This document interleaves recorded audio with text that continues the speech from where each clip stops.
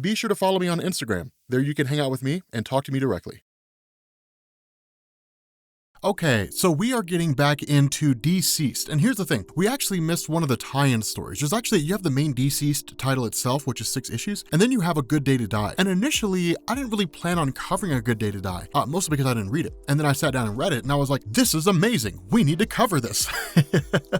Because DCeased itself, the main 6-issue limited series, it deals largely with the most well-known superheroes, right? The cool thing about the A Good Day to Die is it deals with like some still pretty prominent superheroes, but actually kind of takes it from a different direction. So it's really, really cool the way it goes down. So initially, this picks up with Scott Free and Big Barda. Now, for those of you guys who are unfamiliar with this, we're gonna do a lot of explaining in this for people who are unfamiliar with it. But for Scott Free and Big Barda, or at least Mr. Miracle, as a lot of you guys probably know him, and Big Barda, their home is essentially Apocalypse. For Mr. Miracle, it was, and then sometimes it is, sometimes it's not. The way this works in DC Comics is you have 2 worlds, more or less. After the events on Crisis on Infinite Earths, they were actually in a singular universe. As it exists now in the New 52 and as part of DC Rebirth, they're actually out there in their own place, really within the multiverse itself. But you end up having the planet of Apocalypse and the planet of New Genesis. And they're really designed to kind of represent good and evil. This is how they were designed by Jack Kirby when he wrote The Fourth World. But the idea is that New Genesis is home to Highfather, and of course, Apocalypse is home to Darkseid. And the initial basis behind this is that the 2 groups were basically at war with each other. And so in order to broker a peace, a being by the name of Metron came along and basically had them swap sons. So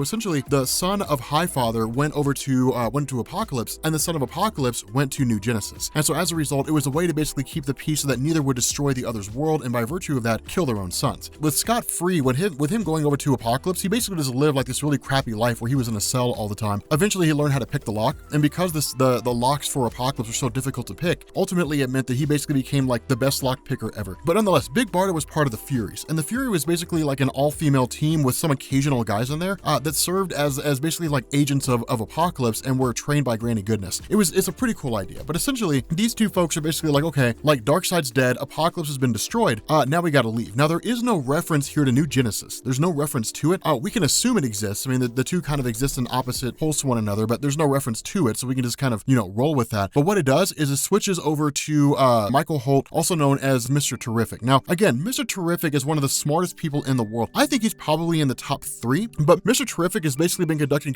experiments on Captain Boomerang, right? Like an infected person. He's exposed him to another dose of the virus to see if there's any kind of change. There's no stimulus, no response to being touched or anything like that. So essentially, he's just sort of a non-human entity, right? Like whatever sense of humanity he had has long since been gone. Now, and so where you end up having Scott Free and Barda who go back to their apartment, they end up getting a knock on the door. And this is one of the reasons why I love Scott Free, right? Because he's a humorous character. If he's written correctly, like he's supposed to be, he's hilarious. And initially, like he makes this comment, like when they hear a knock at the door, it's like, well, maybe somebody with like a bloody stump.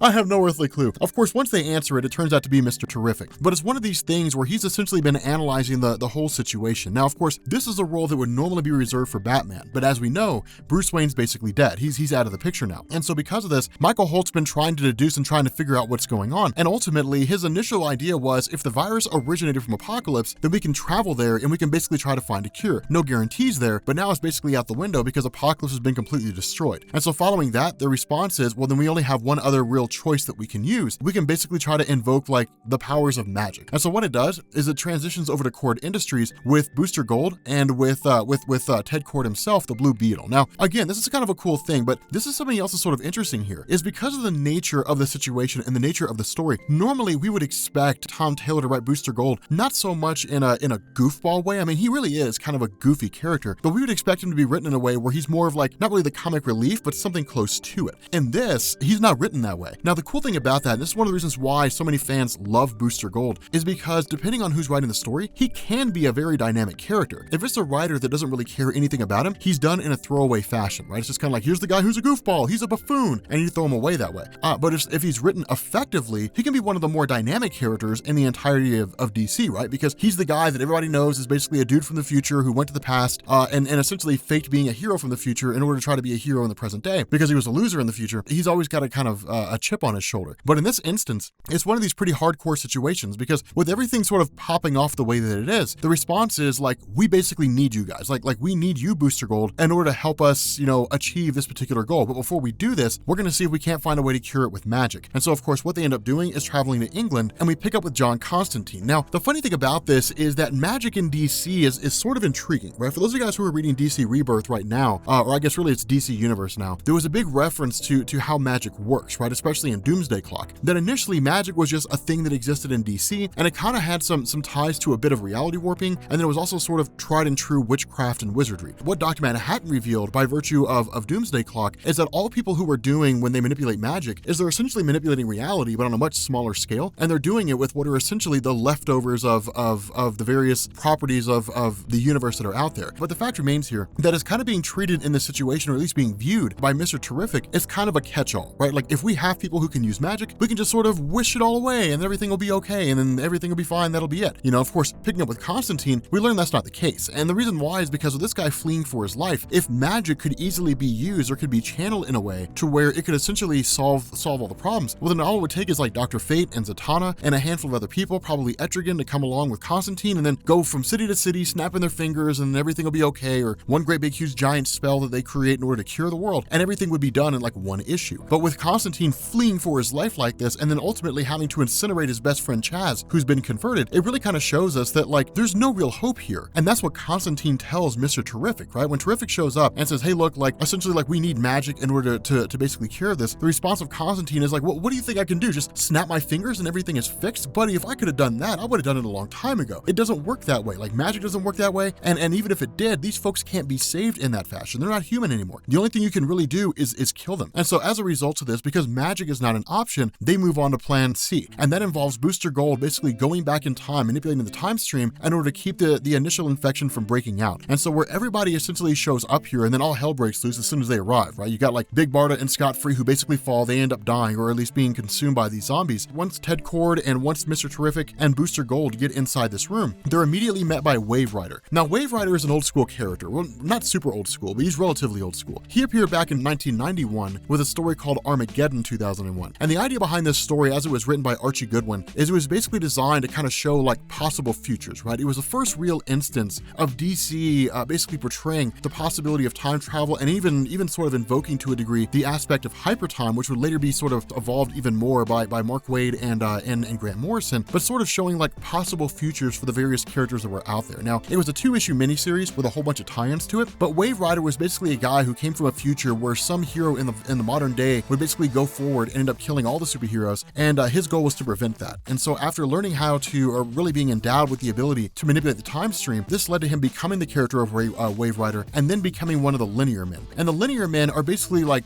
time police is really what they are, right? Like their job is to monitor the time stream and to make sure nobody does anything that's supposed to screw stuff up. And this is a really smart move by Tom Taylor, because the reality is that DCeased as it's written is exceedingly good. And in truth, Tom Taylor would have essentially just kind of pissed it all away had it turned into a situation where time travel, everything's fixed. It really goes into a scenario where the Waverider says, you cannot manipulate the time stream. Like, this is the fate of your universe. You can't escape this. This is how it's supposed to unfold. Sorry about your luck. I don't know what to tell you. Like, it's kind of funny the way it plays out.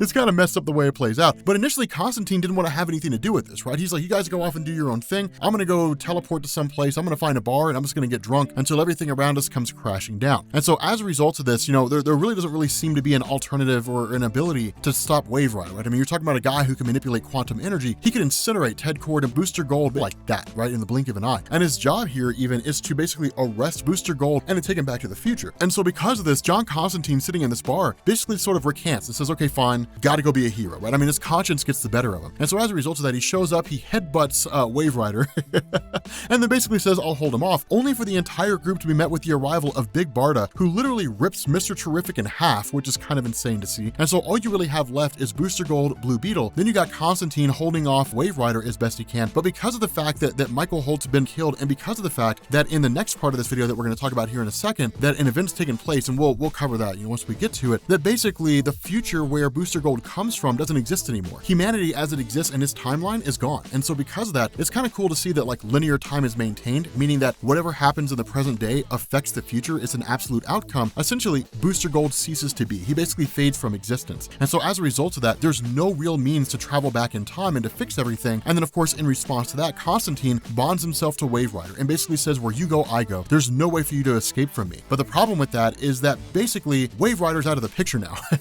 Waverider's been destroyed because he's killed by Ted Kord. And so again, it's a really good way for Tom Taylor to kind of say, hey, are we going to use time travel? No, we're not. And then just move on to the next thing. Because following that, with it all kind of going belly up and all the plans and really all these superheroes being killed, suddenly you have the arrival of Zatanna, Dr. Fate, Bobo, and a couple other people who basically say, hey, look, like this world is doomed. There's nothing you can do here. Come with us and we're just going to move on to a better place and wait for whatever happens next. And the response of Constantine is not a chance. The world doesn't end until I say it does. And so at this point, we switch over to DCeased number 5 itself. And this is one of the really cool things because what it does is it shows the response of humanity in the process of how all this went down, specifically the governments. And what it shows us is that like all the major, or at least some of the, 3 of the major cities in the US have been totally obliterated. Washington, DC, Baltimore, and Metropolis, totally incinerated and completely gone. And it's kind of crazy to see because the Green Lantern was able to save a handful of people here and there, but for the most part, virtually everybody in Metropolis is dead. And one of the crazy things about this, and it's one of the coolest moments in the story, you end up finding out that Lex Luthor is alive. And where Superman shows up on his doorstep, shows up there with the intention of kind of being like, what's one more dead body? Lex Luthor actually breaks down. And it's a great moment here. It's insanely cool the way it's written. Because when you have these two guys, the battles between Lex Luthor and Superman are timeless, right? They're some of the greatest conflicts that you're ever going to see because it's the mind of Lex Luthor against the brawn of Superman, right? And despite how smart Superman is, it usually comes down to a physical altercation, although sometimes it does sort of focus on battles of the mind. But here, Lex Luthor just sort of begins to cry and just says like,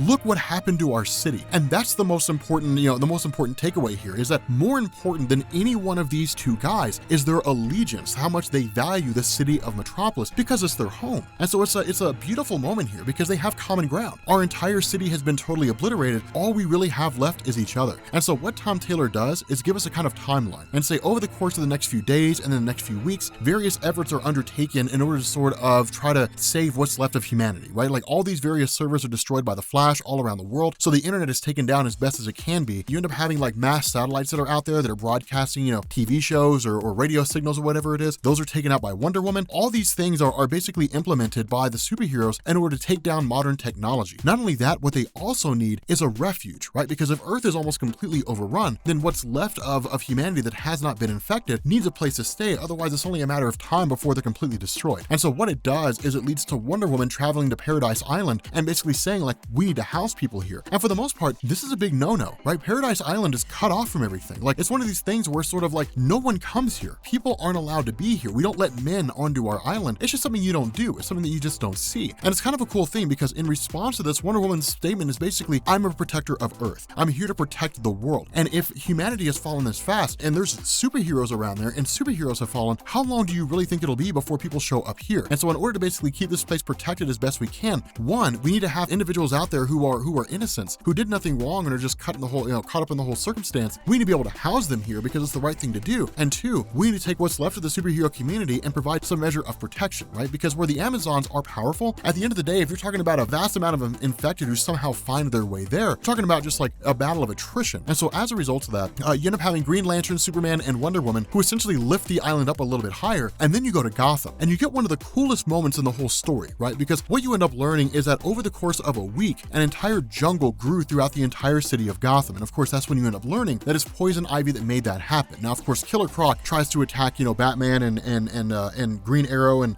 Dinah Lance, the new Green Lantern, tries to attack him. He's taken out, by Poison Ivy. But that's when we end up learning Poison Ivy used her power of the green to create a kind of safe haven in the entirety of Gotham. But the funny thing about this is the only people allowed in are the people she allows in. And at the moment, it only really seems to be Harley Quinn and Poison Ivy herself. And Harley, this is kind of a cool moment. Harley has actually been advocating to turning it into a refuge and saying, look, like you have all this stuff here, right? Like you've grown vines here and there's this great big huge thorn wall and like none of the undead can get in here. So like let innocent people in. And for the most part, Poison Ivy doesn't really seem to have wanted to do it. But then when you have Batman and everybody showing up and you have Damian Wayne basically saying, look, Bruce Wayne's dead, right? Like my father's dead. I'm the new Batman now. Poison Ivy begins to kind of feel for him because it really is a kind of realization of how bad bad things are. And so as a result of that, knowing that Bruce Wayne is gone, knowing that Damian Wayne has taken up the mantle, and realizing things are really just this dire, ultimately Poison Ivy gives in. And the response is, of course, don't harm any of the trees or anything like that. And Damian Wayne answers like, we'll agree to any terms. And so what it does is it switches over to the Fortress of Solitude. Now the Fortress of Solitude itself is not really big enough to house all these innocent people. Otherwise I would have said like, why not turn that place into a refuge? It wasn't designed for that, right? It's just simply not that big, but it is big enough to become a new hall of justice, right? For what's left of the superhero community to essentially work together. And it's kind of a cool moment here because you have all these folks basically gathered around saying, here's where things stand. You've got Firestorm, Ronnie Raymond, you've got Power Girl. You've got a lot of these superheroes here who are basically doing the best they can to sort of keep everything under control, to keep their heads level. You got Lex Luthor who's starting some nonsense, but one of the big things that's basically being worked on here is the creation of arcs. And the creation of arcs are a really cool idea because basically what it means is it allows humanity, or at least it seems to allow humanity, to basically sort of finding a way to escape. And it's kind of crazy because initially the response to Superman is, we're not leaving. We're not going to leave this planet. We're not going to abandon our home. And Lex Luthor sort of chimes in and it's just kind of like, the human race is in like a fight to survive. Like it has to leave the planet. And it's kind of interesting because these are two opposing ideologies. For Lex Luthor, Earth is his home, right? But he's kind of like, in order for humanity to survive, we have to leave here. We have to go someplace else. But Superman lost his home, right? His home was destroyed before he was old enough to really do anything about it. And one of the big on-running themes about Superman is trying to find a way to maintain his home, trying to find a way to either reconnect with Krypton or protect Earth as best he can. And there's got to be a little bit of guilt here. If Earth is destroyed, then it's like Superman failed, right? And the idea of him failing and losing another home is really too much for him to deal with. And so it's kind of like, we can't simply just leave here. But in the end, you end up having like the mom of Superman, coming in, Martha basically coming in and saying, hey, look, it's the only real choice that we have. They're able to kind of talk him down a little bit. Now, of course, Lex Luthor basically chimes in, like, man, losing 2 worlds in a lifetime, it sucks to be you. Lois Lane punches the heck out of him. It's hilarious, man. She puts a haymaker on him. And then she sees Jonathan when she realizes that he saw what she did. And he's like, violence is never the answer, Jonathan. And that's true. Violence is never the answer. That is a very true statement. However, violence is a answer, and it's a very effective answer, right? Like violence gets things done. And so it's it's kind of crazy because with these arcs basically being built as a means to get humanity off the face of the planet, and with these various refuges serving as a place for humanity to reside until that time, it really starts to give people hope. It gives people the ability and really the belief that there's other places they can go to, right? Communing with a Green Lantern ring, saying like, where are other places we can go? But ultimately what they end up realizing is that none of them were ever in control. And the reason why is because while all this is going down, suddenly they're met with this kind of buzzing sound. And then it begins to get louder and louder and begins to drive them insane, only for us to find out that when Lex Luthor dies, this is the Martian Manhunter, and the Martian Manhunter is infected. Now, this is a big deal. And the reason why is because if you go and you read the JLA stories by Grant Morrison, one of the things that DC shows and actually states in multiple instances is that the Martian Manhunter is the most powerful being on Earth. He has all the abilities of Superman, plus he can shapeshift and he can read minds, right? Now, he is afraid of fire, well, sometimes he is, sometimes he's not, and it's just a weakness, whatever the case is. But like fire is basically the best way to combat him. But having somebody out there who can shapeshift into pretty much anything and then suddenly show up and attack the entirety of the superhero community almost guarantees destruction for all of them. However, they have Ronnie Raymond on their side. They have Firestorm, who of course uses his powers and totally incinerates Martian Manhunter. The problem with this is that when that happens, the Flash Barry Allen is attacked and he's infected. And this is probably the worst case situation because he immediately takes off running. And the reason why this is bad is because you're talking about the fastest man alive who can basically infect the world. And he does it in the blink of an eye. Almost no survivors are left. Basically, he just like runs around from place to place before they even realize there's anybody there. They're infected, and it's insane how fast it happens. And so Superman basically responds by saying, hey, look, I can't really catch up with him, but I can meet him on the other side. And this is one of the coolest things because what he does is basically fly out, to the moon and then fly back as fast as he possibly can and basically crash directly into Barry Allen. And where Barry Allen's totally destroyed in the process, he's cut in half. The issue with this is that some of the bones end up ripping into Superman, so now he's infected. And it's one of the saddest moments ever because what this means is the world is doomed. There's no escape here. Humanity has rafts and humanity can try to escape, but Superman could eradicate those things in the blink of an eye. A guy who could fly into space and hold his breath for a pretty lengthy amount of time, and then of course has all those powers based on the abilities of solar radiation is insanely cool. The only way to really get around this would be to like retrofit the various ships with like green kryptonite, but you would have to do it in such a way to where the area of effect of that green kryptonite is so far out that Superman can't even get remotely close. But you're talking about a guy with telescopic vision, so he could be far enough away that he could use his heat vision and then shoot them and then destroy them, right? So I mean, it's kind of nuts. Now ultimately the goal of Superman seeming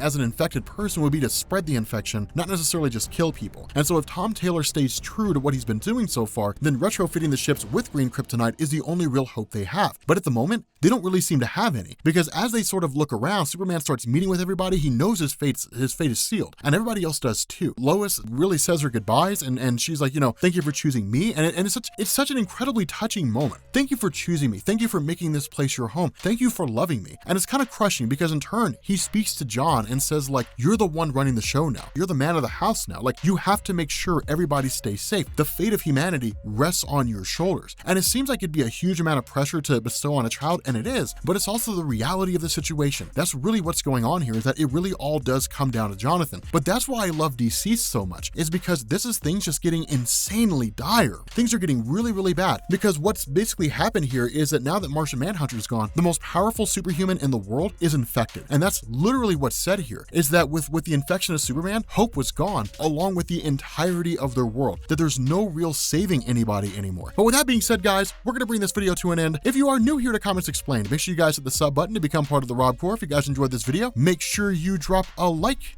and I will catch you all later. Peace.